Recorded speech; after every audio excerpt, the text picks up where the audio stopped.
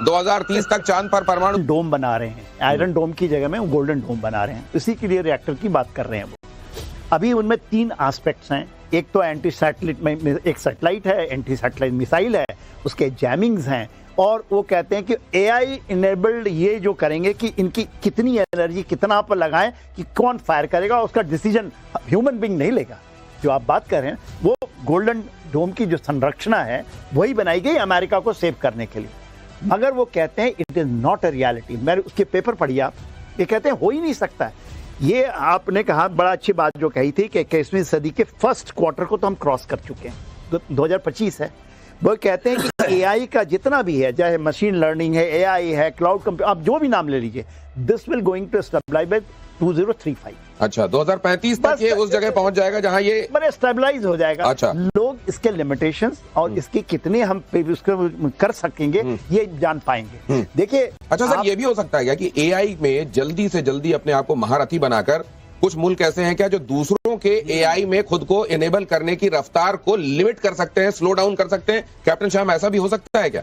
देखिए, कुछ भी पॉसिबल है। जब टेक्नोलॉजी की हम एडवांसमेंट की बात कर रहे हैं तो इस हिसाब से अगर अमेरिका की बात करें तो वो साइबर स्पेस में है। आप देख सकते हैं उसकी जो भी अपने स्पेस टेक्नोलॉजी की बात आपने की, वो चांद तक जा रहा है। तो अगर वो अपनी एआई को डेवलप करता है तो उसको अगर यूज करता है दूसरे कंट्रीज के अगेंस्ट में, तो हम जैसे किसी को हम सीज कर लेते हैं, किसी की साइबर स्पेस को, या हम किसी को अटैक करके जैमिंग कर देते हैं, तो वही तरीका होगा कि आपकी एआई कैपेबिलिटी को भी वो तोड़ सकता है। तो ये पॉसिबल है, लेकिन ये सारी चीजें ना अभी हाइपोथेटिकल है। मतलब ये एआई की प्रतिस्पर्धा, एआई कौन कितना बढ़िया तरीके से इस्तेमाल कर पा रहा है, उसको एआई को कितना रिफाइन कर पा रहा है, इस मामले में भी एक होड़ है। और अंतरिक्ष युद्ध में गेम चेंजर वाली खबर यह है कि चीन ने किया सैटेलाइट किलर लेजर क्रिस्टल बनाने का दावा। अमेरिकी उपग्रहों के लिए यह खतरनाक लेजर क्रिस्टल, कहा यह जा रहा है कि जितनी सैटेलाइट ये अमेरिका की आंखें आसमान के ऊपर उसने फिक्स की हुई हैं, पूरी दुनिया को दिखला दूंगा उन सैटेलाइट्स को वहीं पर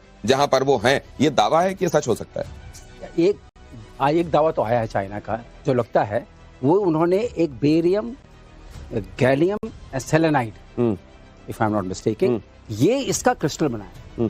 इस क्रिस्टल की खास बात यह है कि इसका रिफ्रैक्टिव इंडेक्स इतना है कि ये बेंड ज्यादा कर सकता है। गजब क्रिस्टल बनाता है सर। एक वो अजीनोमोटो बनाया इसने, अजीनोमोटो भी इसी का बनाया हुआ है, मोनोसोडियम ग्लूटामेट। आपकी जुबान पे अगर वो चढ़ जाए तो आपको कोई दूसरा स्वाद अच्छा लगना बंद हो जाएगा। तो इस क्रिस्टल से ये होगा, ये लेजर बीम को बहुत कंसंट्रेट कर सकता है अगर ये बना लिया है। देखिए, हम लोग ब्रोशूर की बात करते हैं हमेशा चाइना के संदर्भ में कि ब्रोशूर ऐसा रहता है कि देख के आपके पैर थरथरा जाए, लेकिन बाद में निकलता नहीं मामला। तो अगर ये बना लिया है, जो कि संभावना है, तो लेजर गन्स दूर तक मार करने वाली हाई पावर्ड बन सकती है, एंटी सैटेलाइट में काम आ सकती हैं। लेकिन आपसे मैं एक बात बताऊंगा, जो आपने मून वाली बात बताई, चांद पे पहुंचे हैं, वो हमारा जो एग्रीमेंट है, आउटर स्पेस ट्रीटी जो है, वो उसके खिलाफ है, उसके बिल्कुल खिलाफ है। लेकिन आजकल देखिए अमेरिका किसी भी ट्रीटी को नहीं मान रहा है। सर, चाहे वो मैं तो ये मानता हूं कि असल में इस दुनिया में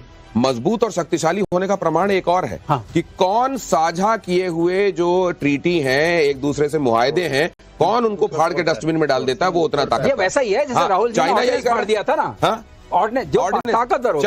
चाइना यही कर रहा है। रशिया कई बार ये कहता है कि अगर ऐसा करोगे तो फिर तुमको, और अमेरिका तो खैर ये कर ही रहा है। तो ये क्या दुनिया में ताकतवर होने की एक नकारात्मक होड़ भी चल पड़ी है, और इसी का ये प्रदर्शन है कि आप जाके चांद में न्यूक्लियर रिएक्टर लगाएं अगेंस्ट द ट्रीटी। और क्या इसी तरह के कदमों की वजह से कहा जाता है कि ह्यूमन रेस जितनी बुद्धिमान है, कई बार उसकी बुद्धिमानी लिमिट से ज्यादा है, हद से ज्यादा है। वो ये कहती है कि बाल्टी भर दो, और जब बाल्टी भर जाए तो उसको पलटा के कहती है कि जो पेंदी वाली जगह है ना, वो भी भर दो, और उसमें जो बाल्टी वाला है वो नीचे गिर जाता है। रूस को लेकर यूक्रेन का बहुत बड़ा दावा, अंतरिक्ष में न्यूक्लियर वेपन तैनात करने की योजना में है रूस, बड़ी तैयारी में है रूसी एरोस्पेस फोर्सेस।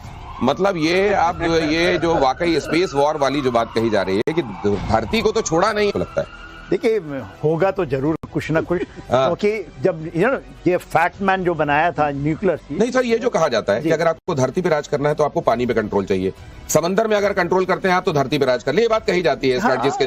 क्या स्पेस भी ऐसे ही है कि जो स्पेस को काबू कर लेगा वो धरती पर भी राज कर लेगा? देखिए, स्पेस पे तो राज अभी, देखिए ऐसा है कि स्पेस के अंदर होड़ लग गई है, राज करने की स्थिति में कोई भी नहीं है। यदि आप मून के साउथ पोल पे नहीं लैंड कर पाते हैं और भारत लैंड कर जाता है तो आप ये कहेंगे स्पेस का पूरा हमने पकड़ लिया। देखिए स्पेस का बहुत डिस्टिंक्ट है, बहुत ऐसा नहीं है कि आप कल ही हो जाने वाला है। ये फिशर बोलते हैं 2035 में सब स्टेबलाइज, स्पेस जो आप बात करते हैं थोड़ा वो भी स्टेबलाइज करेगा, कैप्टन शाह, क्योंकि after some time there is nothing left. मैं कहना चाहता हूं आपको, देखिए ये तो स्पेस वॉर सुना दो, एक कविता सुना दो। स्पेस वॉर की बात हो रही है सर। मैं आपको बताऊं भारत का रुख, जब हम बात करते हैं ना समुद्री रुख की बात करते हैं तो ग्लोबल साउथ की बात करते हैं और हम ग्लोबल साउथ का अपना लीडर मानते हैं, तो हमने भी चांद पे साउथ में लैंडिंग की है। और हम जो ये कहना चाहते हैं कि हम अभी सभ्यता, अभी देखो कॉन्फ्रेंस हुआ था पूरे वर्ल्ड का, इतने सारे एस्ट्रोनॉट आए, उसमें राकेश शर्मा जी भी थे,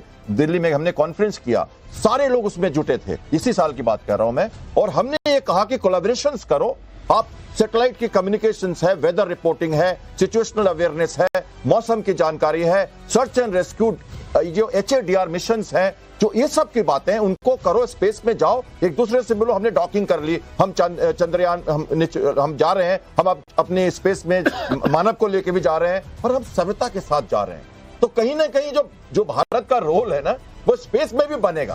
आप ये ध्यान रखना कि ये रशिया चाइना जब होड़ लगाएंगे, जब ये रिएक्टर बनाएंगे, ये तो कैप्टन शाह ये कहना चाह रहे हैं कि जहां पर जब घाव आ जाएंगे ना, ये जो मानव इस तरह के एंडेवर जो कर रहा है उसमें घाव बनेंगे, जब मरहम की जरूरत होगी तो हिंदुस्तान पहुंचेगा। हिंदुस्तान की किस्मत में यही लिखा हुआ है शुरू से कि वो अपने विश्व गुरु होने को वहां पर दिखाता है जहां पर असल में जहां लोग पहले त्राहिमाम कर रहे होते हैं, वहां जाकर वो जब राहत की जरूरत होती है भारत करता है। लेकिन क्या बाकियों की जिम्मेदारी भी नहीं बनती? भारत का काम इस लिहाज से क्यों बढ़ाया जाता है? पाकिस्तान को धूल चटाने वाली ब्रह्मोस से जुड़ी बड़ी खबर है। ब्रह्मोस मिसाइलों की बड़ी खरीद को मंजूरी, भारतीय सेना देगी सुपरसोनिक मिसाइलों का बड़ा ऑर्डर।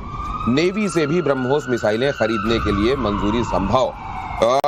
नेवी के संदर्भ में क्योंकि बात हो रही है कैप्टन शाम, ये ब्रह्मोस के संदर्भ में या मिसाइलों के संदर्भ में मारक क्षमता के हिसाब से नेवी कहाँ है और क्या किस तरह के लिए डेडलाइंस अपने लिए लेकर चल रही? देखिए, जब आप बात करते हैं ब्रह्मोस की, तो सबसे पहले ब्रह्मोस को नेवल शिप्स में फिट किया गया था आज से 25 साल पहले। पहली जो तैयारी हुई थी ब्रह्मोस की, इसका स्टार्टअप ही नेवी ने किया था और बहुत आगे है नेवी इस क्षेत्र में, सरफेस टू सरफेस मिसाइल्स के फायरिंग में। तो उस हिसाब से हमने इनको 90s से शुरू किया था डेवलप करना, 2000 तक आते आते हमने इनको सेट कर लिया था। आज के दिन में हमारे जितने भी इंडिजिनस मिसाइल जो हमारे प्लेटफॉर्म है, डिस्ट्रॉयर्स और फ्रिगेट्स हैं, सब में करीब करीब ब्रह्मोस लगे हुए हैं। और जो नई जो हमारी प्रोजेक्ट अल्फा 18 अल्फा के तहत जो न्यू जनरेशन डिस्ट्रॉयर्स आ रहे हैं, उसमें भी ब्रह्मोस लगे रहेंगे। एक शिप पे 16 से ज्यादा सिलोट्स लगे हुए हैं, 16 ब्रह्मोस है, 7 से ज्यादा डिस्ट्रॉयर और 10 फ्रिगेट लेके सिंदूर में हम खड़े थे। सोच सकते हैं नंबर ऑफ मिसाइल, और ये बड़े बड़े मिसाइल्स हैं, ये एंटी शिप भी है और ये शोर पे भी, मतलब लैंड भी अटैक कर सकते हैं। तो फिलीपींस की बात आप करते हैं, फिलहाल आपको पता है मनीला में हमारी फ्लीट, ईस्टर्न फ्लीट पेट्रोल कर रही थी, तो वहां पर हमने उनको जाके अपना फायर पावर दिखाया। पहली बार हमने ज्वाइंट पेट्रोल किया है, कोऑर्डिनेटेड पेट्रोल हम करते थे, ज्वाइंट पेट्रोल कर रहे हैं। चाइना ने शैडो किया हमको, वो देख रहा है हमारी मारक शक्ति को। और वियतनाम जैसे हमारे सिंगापुर है, वहां भी सिमेक्स में आने सतपुड़ा है, कलकत्ता और किल्तान और शक्ति वहां लगे हुए हैं। तो ये जरूरी है कि हमें समझना कि हमारे ब्रह्मोस जो है cost effective, precise, easy to operate और पानी में, हवा से और जमीन में और सबमरीन से भी, तो ये सब जगह से लॉन्च हो सकता है। तो ब्रह्मोस को लेकर पूरी दुनिया में आप देखिए इतना जितना ये मिसाइल, इसका नाम रिवर्बरेट इन दिनों कर रहा है, शायद ही किसी का कर रहा हो। और ब्रह्मोस को लेकर अमेरिकी अखबार में खबर आई है, ब्रह्मोस की ताकत देखकर चौंक गए थे ट्रंप। परमाणु वॉरहेड लगाने का डर सता रहा था कि कहीं ब्रह्मोस के सिर पर परमाणु सामग्री रखकर यहां तो नहीं भेज दिया गया कि वो टोकरा यहां खाली हो और फिर उसके बाद वहां किराना हिल्स में कुछ बचे नहीं। ये डर क्यों लगा होगा अमेरिका को अचानक? डर अमेरिका लगा, मैं आपको बताऊं, ब्रह्मोस के जो जन्मदाता हैं, जिनका नाम बहुत कम लिया आता है, आया है कभी कभी, वो हैं डॉक्टर पिल्ले।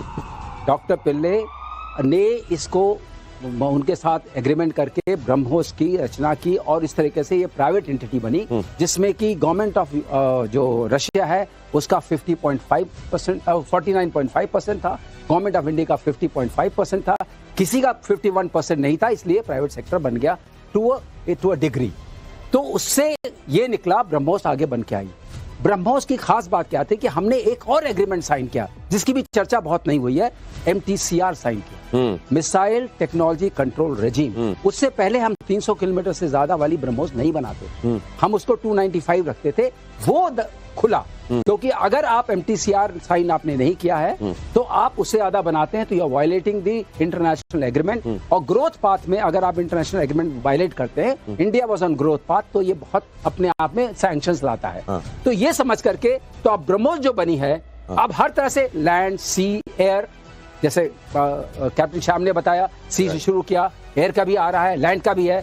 तो अब ब्रह्मोस जो है प्रेसिशन में आगे बढ़ती आ रही है। AI जो आप बात कर रहे थे, ब्रह्मोस को सेल्फ लर्निंग वेपन बनाया जा रहा है। कैसे? रेंजेस में जब हम फायर करेंगे, it will learn from the environment and correct and accurate itself. ये वाली बात आ रही है। तो ये कोर्स करेक्शन का भी के लिए भी दिमाग इसको दे दिया गया है। और नौसेना को मिला नया युद्धपोत हिमगिरी।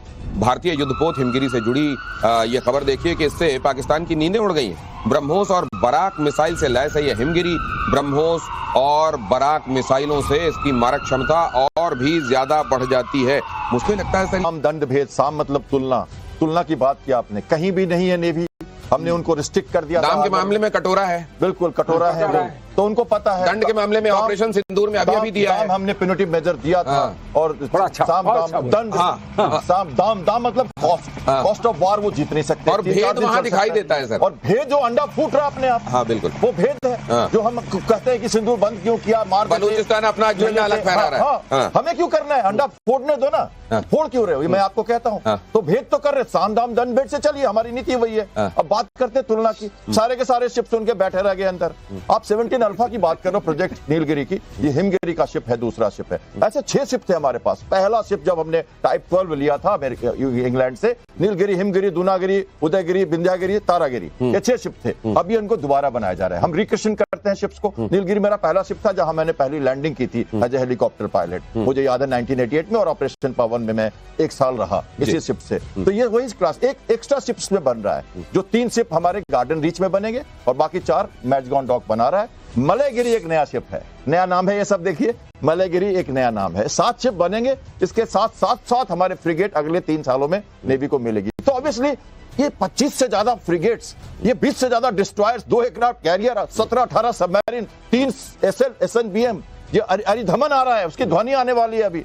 तो कैपेबिलिटी से कहां नहीं डरेगा वो? टर्की क्या कर लेगा उसको? 3 शिप लेके आया था, उसको भी भगा दिया था हमने, वो नहीं आ पाया दोबारा इस तरफ, उसको हिम्मत नहीं हुई दोबारा कि हमारे इंडियन ओशन में आ सके। और हमने छोड़ा नहीं, हम साइप्रस चले गए तुरंत, टर्की को समझाने के लिए हम साइप्रस चले गए। उसके पहले हम पिछले साल ग्रीस गए थे, हमारे नेवल चीफ ग्रीस गए थे। आज पिछले 4 दिनों से हमारे नेवल चीफ जापान में थे और फिलीपींस में हम बड़ी एनलाइटनिंग चर्चा आज रही सर आप लोगों के साथ। और मुझे तो ये लगता है कि वक्त कम पड़ता है, वरना आप लोगों से न जाने कितना ज्यादा सीखा जा सकता है। ये AI जो है ना, हमारे यहाँ तो आई कहा जाता है माँ को। आप जानते हैं महाराष्ट्र में माँ को पुकारने के लिए आई कहा जाता है। और वैसे आई तो कहा जाता है आई आई आई आजा, लेकिन ये आजा वहां तक रहना चाहिए कि इस होड़ में एक दूसरे के ऊपर दबदबा बनाने की होड़ में कहीं ऐसा ना हो कि ह्यूमन रेस ही किसी दिन हाथ ऊपर करके खड़ी हो, सरेंडर करके, और उधर कोई मशीन खड़ी हो कि अब सब कुछ अपना जो है वो हमें सौंप दो।